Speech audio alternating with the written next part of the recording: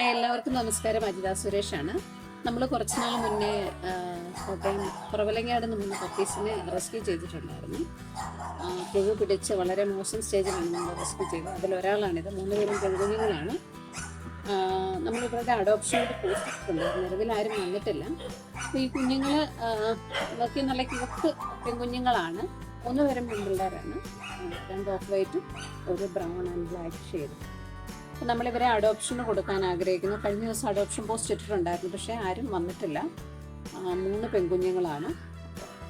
അവരുടെ ആവശ്യമായ സഹനത്തെ നമ്മൾ സ്റ്റെറിലൈസ് ചെയ്ത് കൊടുക്കും. ആർക്കെങ്കിലും കുഞ്ഞുങ്ങളെ വേണമെന്നുണ്ടെങ്കിൽ നമ്മളെ കോൺടാക്റ്റ് ചെയ്താൽ മതി.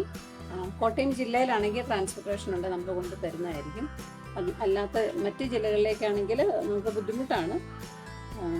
പരമാവധി പരിശ്രമിക്കാം.